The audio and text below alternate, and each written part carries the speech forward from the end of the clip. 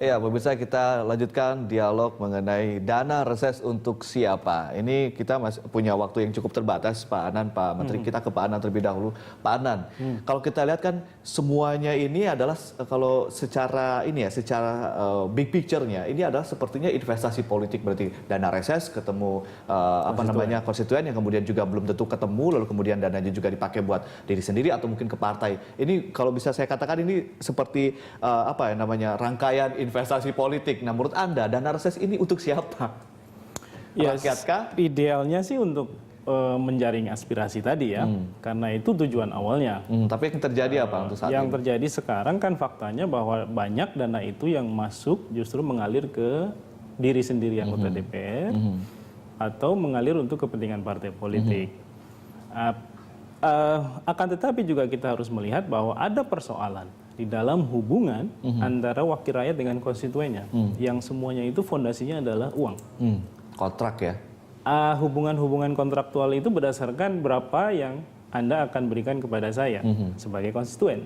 Nah, ini persoalan sebenarnya. Karena dengan itu maka usulan-usulan apapun yang muncul itu akan tidak bisa diakumulasi dalam bentuk kebijakan atau usulan kebijakan publik di tingkat parlemen ya.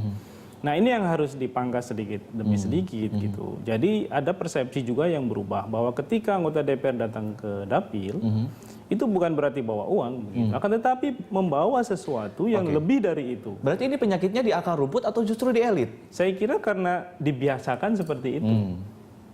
Karena dibiasakan seperti itu, maka ada situasi di mana masyarakat menagih, konstituen menagih.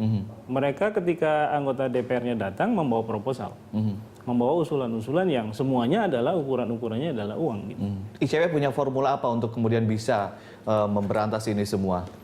Ya, saya kira seperti tadi ya. Pertama bahwa kita perlu melakukan pendekatan untuk mereformasi partai politik. Karena sekali lagi akar masalahnya di dua hal itu.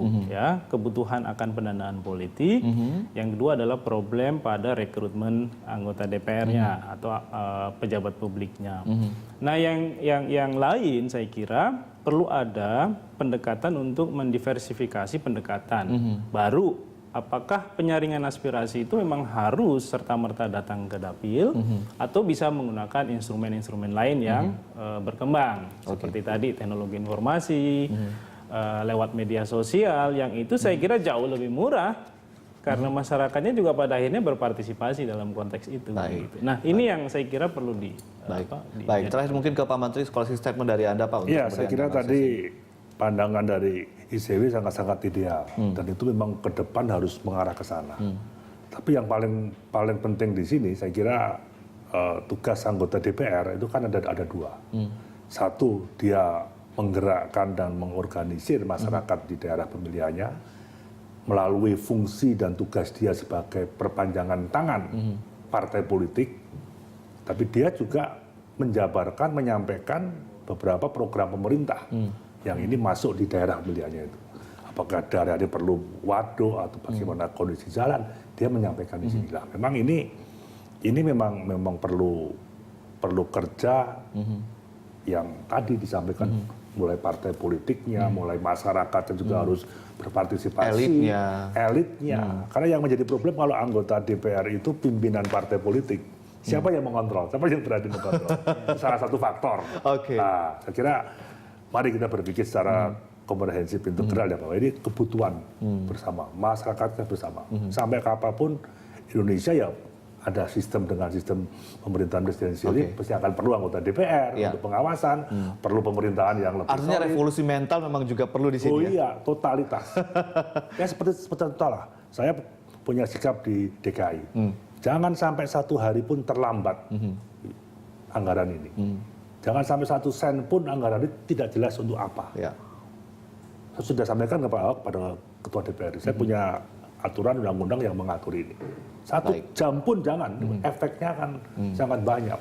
Akan marah rakyat Jakarta kalau sampai terang. Ya, jadi mungkin secara keseluruhan yang penting adalah bagaimana dana reses yang digunakan dari dana rakyat ini kemudian bisa optimal dan relevan dengan bagaimana kerja dari DPR begitu ya. Baik, terima kasih Pak Menteri dan juga Pak Anan telah sharing bersama kami di Jurnal Pagi.